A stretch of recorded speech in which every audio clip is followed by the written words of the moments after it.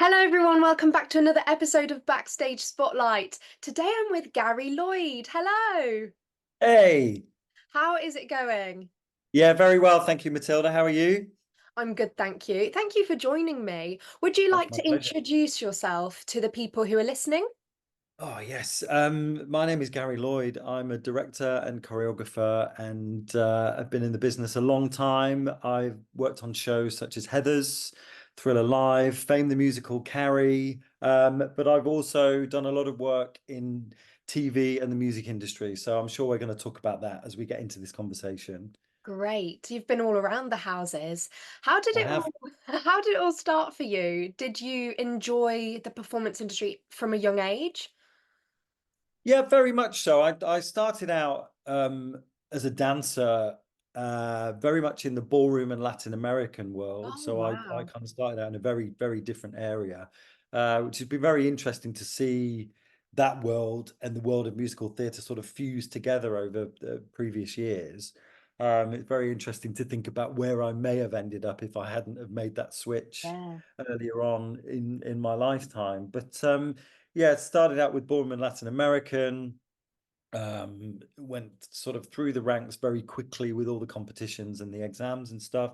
And then my parents moved town, and where we moved to, there wasn't, or they couldn't find a school. So I ended up in a more of a stage school, learning ballet, tap, modern singing, joined a youth theatre, and so kind of jumped into a very different area, but performance was very much my life from probably the age of 6.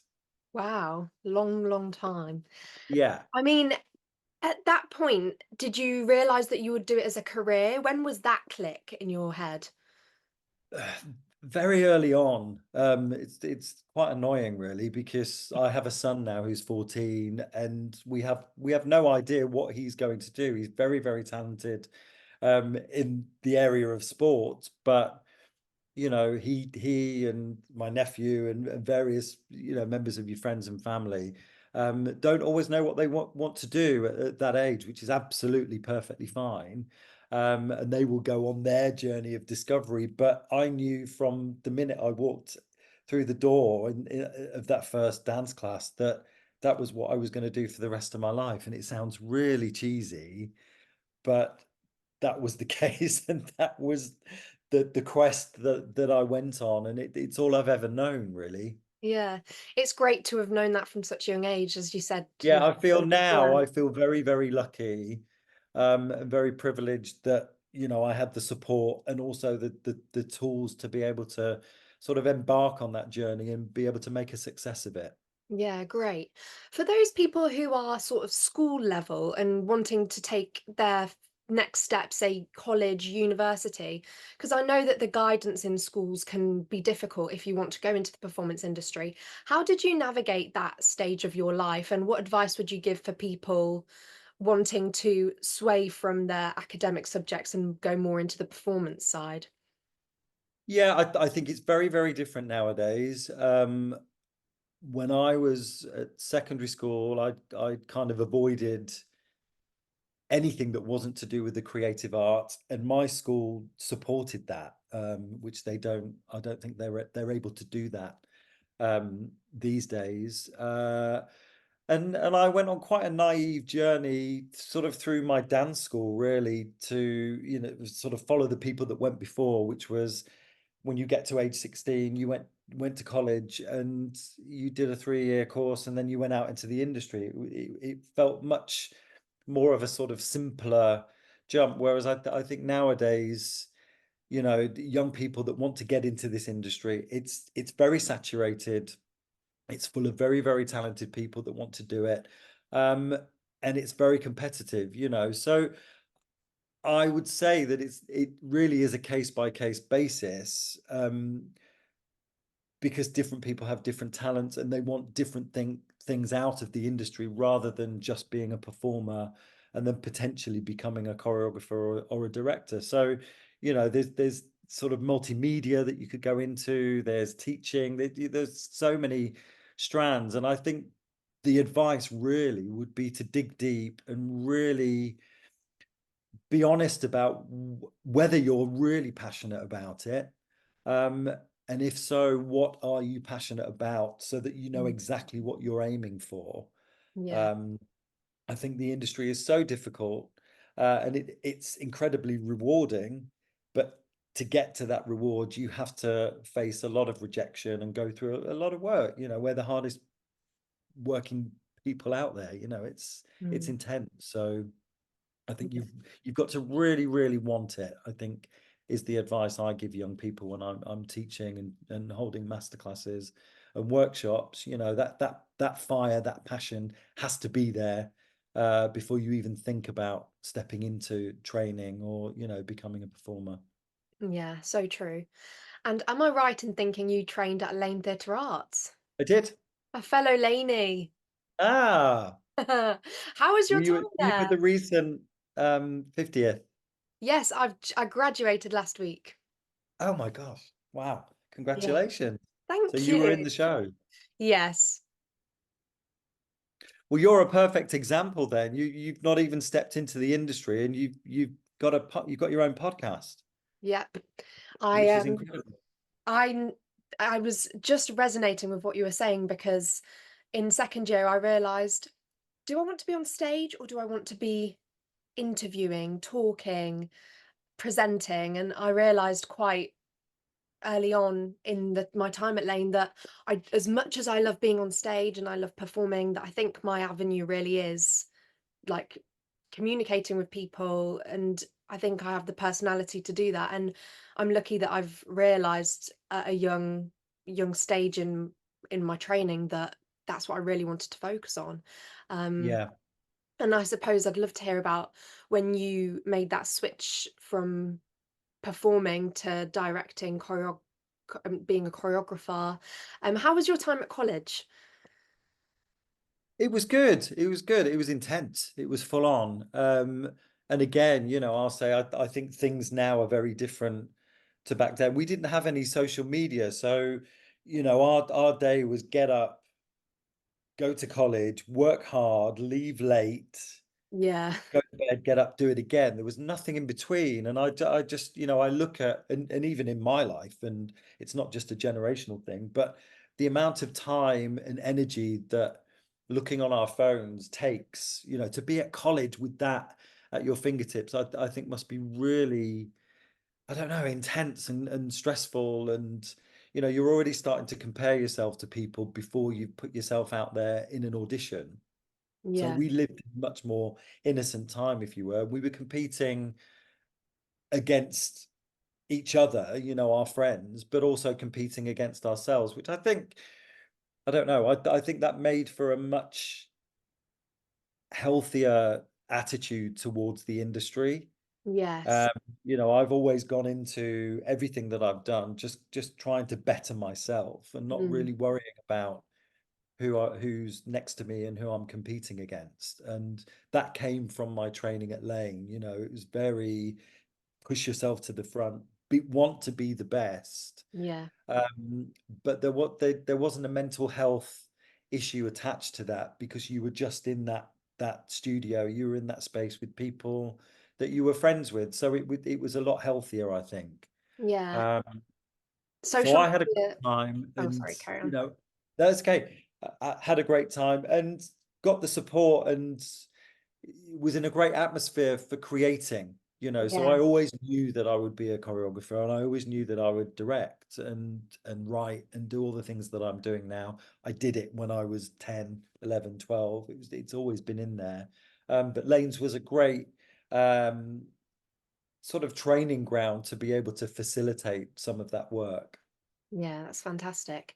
I was just going to say social media has its huge benefits, and there also is that side of it where you read stuff about auditions, you read stuff about some negative things that just wouldn't have been there in the past, and there is that side of it that you just have to block out. And I think that if you do use social media in a positive way, you can get loads out of it. And it's nice. For example, this podcast, back then you wouldn't have had like platforms like this where you can get more information, and the the coverage that there is now on social media about creatives, the industry is vast, and I think that it is moving in a good way in that sense. Oh, 100%. And the amount of information that we all have at our fingertips, and that's from young people training to old people like me that are still creating, the references and the inspiration that comes from social media and YouTube and the internet in general is vast and incredible. But I just think it takes a massive amount of self-discipline for people to be able to leave all the comparison stuff, all the stuff that haunts you in essence, um, leave it in the phone and leave it in yesterday's world and not carry stuff with you. I think that's what people find hard. Yeah, for sure. So tell us about your first choreographer job or director job. What was that? Did you start by assisting or did you dive straight in? Interestingly, I've recently been doing some work creating shows for a cruise line, Celebrity Cruises, who are an Yes. incredible company. They are part of the Royal Caribbean family. They're the luxury brand of Royal, and they create their own work rather than putting on book musicals like some of the ships are doing wonderful work. So I've been creating stuff for them. Which kind of has really sort of taken me back to my first break as a choreographer. I left Lane and went into Cats, the musical. So I performed in Cats for 2 years. And then my second job was kind of to give my body a break, to be honest. But I ended up going on a Royal Caribbean cruise contract with a friend of mine from college, and it was a brand new show on a new ship, and we were very lucky to work with Liza Minnelli's choreographer at the time, who was Wow. incredible. But she couldn't install the show. We couldn't tech with her because she was going to Vegas to work with Liza, and so we presented this show to our producers, and there was stuff in the show that the producer didn't like. I think the show was too long. There was some video stuff that didn't, there was a whole bunch of stuff that needed sorting out, and they didn't have anybody to do it because this choreographer had another commitment. And I'd been allocated the role of dance captain while in rehearsal. And this is me just turned 21. The producer turned to me and said, "Well, all of this needs fixing. You've got 3 days before we open. Get it sorted," basically. So I literally didn't sleep for 3 days. We went back into rehearsal and I had to re-choreograph and reshape a ton of stuff in this brand new show. Um, Barely out of college. So that was my, for want of a better expression, thrown in the deep end Yeah. experience of being a choreographer and being a creative. Wow. Um, you know, Later on, I assisted Kim Gavin, who is a very famous commercial creative director and choreographer. He's the creative director for Adele, and has done her big Vegas show, and he's the creative director for Take That. And he put together a musical which I assisted him on, and that kind of took me out of musical theatre, which I'd done for 10 years as a performer, and into the commercial world, which I was very, very comfortable with. And worked with Kim for about 5 to 7 years. But again, thrown in the deep end of a completely different genre, having to learn about video technology and big, Yes. big stages and big arenas and all of that. So I kind of swung quite dramatically from one area to another to cut my teeth more from a technical point of view than a creative. But Mm. yeah, it's been a very interesting journey, and then I've gradually made my way back into theatre, but dipping my toe into all of those genres that I've kind of fought so hard not to put myself in a box, because the industry likes to label people and Yes. put people into certain boxes and say, right, they do that, tick. Well, I do a bit of everything, and I think I've become renowned for that. It's But great. it's been a lot of hard work. taking those labels off, and just sort of showing my versatility and proving that. So tell us about the TV, film, camera sort of work. How does that differ from being a director, choreographer for theatre? Um, I think the work in theatre, it's a much longer process.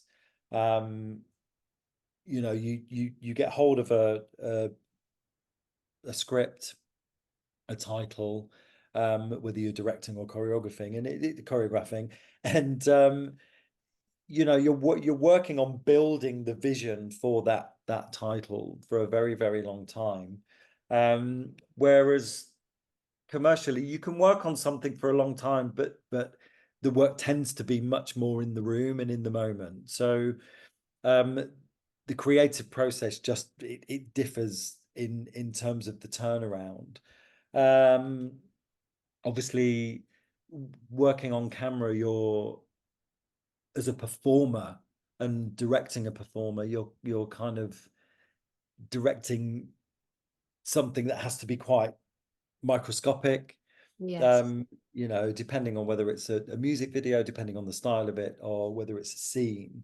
It's just a very, very different approach. And then you've got the gamut of styles in theatre where, something needs to be projected. For instance, I'm about to start working on White Christmas Wow. for the Minute Sonning, which I'm doing later this year with Jonathan O'Boyle. So that stylistically has a very different approach to, say, Cruel Intentions, which Jonathan and I have just worked on this year. So again, it's a case by case basis, depending on the style and the sort of historical genre of the piece.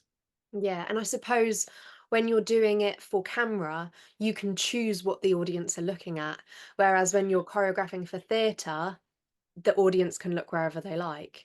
Well, it's that thing, isn't it, that in theatre you get another day, another performance, another night to correct what may have gone wrong the night before, or to develop your character or your track or whatever. Whereas on camera, you might get several takes, but it's the one take that's going to get used, and then is there in perpetuity. Yeah. Tell us about your time working on Heathers. Yeah. The How ongoing time working on Heathers. So I go back to Yeah. Heathers next week. We're on a little break at the Oh, moment. wow. Yes, So because we this tour's starting, isn't it? Yes, yes, which was always going to happen. And then this incredible sort of limited season at Soho Place happened, which we've just finished. So we ended up casting for Soho to then take that company on tour. So they Yeah. start their tour next Wednesday in Windsor Wow. and they tour to the end of the year. So their journey is only just beginning. So that's been very interesting. But yes, I've been the choreographer and associate director on Heathers since creating the UK production in Wow. Palace 6 years ago. Yeah, 2018. Wow. And what is the process of getting the book? Tell us from the start of creating a show what your process as a director choreographer is. Well, again, it varies as to who you're working with. Sometimes I work on a project as director and choreographer. So I'm kind of leading the charge with the vision and how I want the show to look and to feel. With Heather's had a life for a good couple of years before we met the American team, and they put all of the work in, building the show, writing the show, getting the rights, workshopping it, reading it, getting it to New York, where it famously landed on YouTube and really developed a cult following. So by the time we did the reading over here and then opened with the actual production, Heather's had such a following. So our process was very, very collaborative and continues to be very collaborative. And we're all very serious about the quality control and the development of the show. We've done a pro shot. We've seen the pandemic, and we've come through the pandemic. I think we were the first musical to come back into the West End Oh, after the wow. pandemic. So we went through that whole thing, performing to 50% houses and making it through that, thanks to our incredible producer Bill Kenwright. Um, and then touring following that, and so it's been a hell of a journey with the most incredible fan base that follow this incredible show around. So Heather's is not like anything else that I've ever worked on, because it feels like it's so continual that Yeah. it's even when we get to the end of a tour, it's just a time for us all to breathe until we kick off again and see what the next adventure is. How does it feel to have such a huge fan base for a show? Because I think this is comes into the social media element again. It has just blown up on social media. Yeah, I think a fan, but I worked on a show called Thriller Live, which was a Michael Yes. Jackson show that was at the Lyric Theatre for 11 years before COVID closed us down. Now, of course, we've got MJ the musical in the West End, which is incredible. But we had a very loyal fan base that were very similar to the Corn Nuts that come to see Heathers, and I think the fan base and then the quality control go hand in hand. There's a very similar thing that happened on Thriller that happens on Heathers, where there's no decision is made without the whole team being sort of abreast of it. Um, and we're very on top of anything that happens, whether it be, a casting situation or a problem or a set thing or whatever. Because we want the show to be the best that it can be at all times, so that the fans are never let down. And even now we're looking at the show and going, okay, so we've put it on film, and we got the script and the choreography and everything up to where we wanted it to be, as perfect as it could be, but this is theater, so we are still going out there every night, and we are still watching this show as much as we can and going, oh, that line isn't quite working, or that bit of choreography I feel could be staged a bit better, which I've done on this recent production. There's quite a few staging changes from the pro shot. And I think that's the thing, when you're getting different people coming in, you're getting fresh blood coming in, different actors putting different spins on things, you can maintain the creative structure, but these young actors, these performers, they bring something fresh, which then inspires us to just mold it and change it and push things in a different direction, So I don't know if that answered your question. No, it's I went great. on a bit of a It's tangent there, but it's when you're lucky enough to work on a long running show, you have that relationship with your audience that kind of just they just sort of help guide you in a new direction all the time. So it's really lovely, really lovely.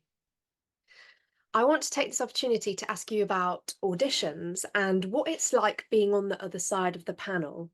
And I wanted to ask you what in an audition room draws your attention? What is it that you look for? I get asked this question all the time. Sorry. And I think the answer is, I don't think I ever go into an audition looking for anything specific. Yeah. Um,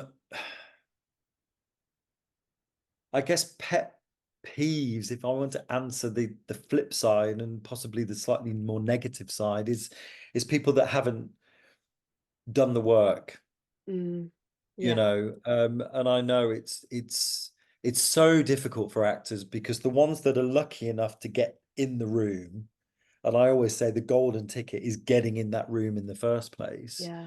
Um, those people are generally auditioning for several things at the same time. So I understand it's difficult when you're holding down a job to pay for your rent, to then, you know, open an email and there's several scenes that you have to learn with 4 songs, and you're in with several other people, and you're doing that for not only one show, maybe 3 or 4 shows at the same time.